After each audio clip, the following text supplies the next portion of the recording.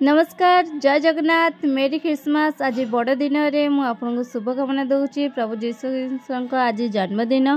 तो यही अवसर में बड़ दिन पालन करा जाए तो मुझे आज केक बनई तो मो केक रेसिपी केमिति लगुच आपण निश्चिंत भाव में मत कमेंट रे जणाइबे भल वीडियो भल लगे लाइक शेयर सब्सक्राइब करेंगे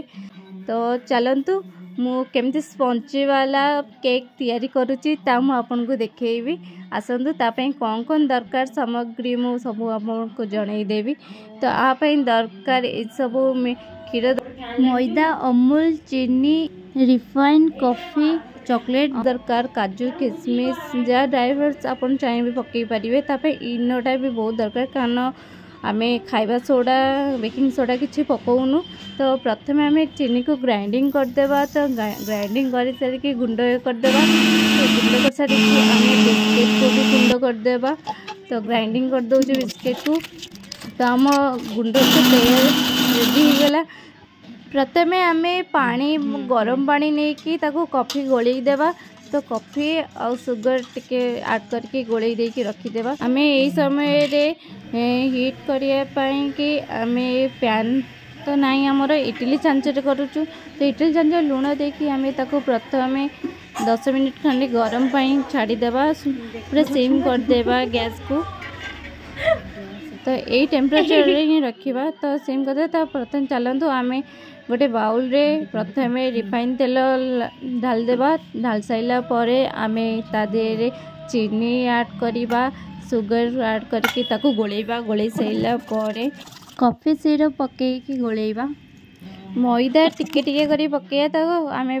बिस्किट गुंड पके देबा बिस्किट गुंड पकेकी अमूल आउटे पकेकी क्षीर आउटे पकेकी गोली देबा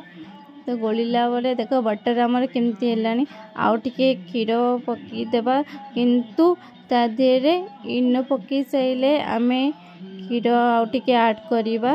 तो भल भाव में गोलई देबा आमर देखंतु तापरे गरम हेलानी आम गोलई सारिके आनिकी पैन रे छांच रखी देइछु रखी गोटे बाउल रे एबे ऑयल ताको लगई देकी आमे बटर पेपर जेहेतु नहीं आमे तापाई आमे नॉर्मल पेपर यूज करुचु तो ऑयल लगे देले नॉर्मल पेपर रे भी भल भाव में आराम रे केकटा बाहरी जीवो आमे साइज रे एमती पकई देबा तो पकई सारा परे बटर को इनो तापरे गोलेबा इनो आउ क्षीर ऐड करबा टिके करके कारण इनो मु भल रे गोली हो पारिबो तो आम गोली दउचु तो गोली साइला परे आमर रेडी गला तो तापरे आमे आउ गोटे बाउल रे ही ताको जो रेडी करिछु जो बाउल रे से रेडी रे आमे गोले के तादे रखिबा रखि एयर बाहर या पई आमे टैप करिबा डेकोरेट कर देबा 45 मिनट बेक करिबा पसचे तादे लागु नै तो जाना न लगिले जानिबे जे हम केकटा पूरा बेक हो जाइछि तो आम रेडी हो गला केक चॉकलेट रे आमे लगे देइछु तो देखंतु केते सॉफ्ट स्पंज वाला होइछि तो आमे तो देखंतु बहुत भल लागुछि आपन तो केमती होउछि बहुत भल लागिवो मो चैनल भल लागले आपन लाइक शेयर सब्सक्राइब करिवे थैंक यू फॉर वाचिंग मेरी क्रिसमस।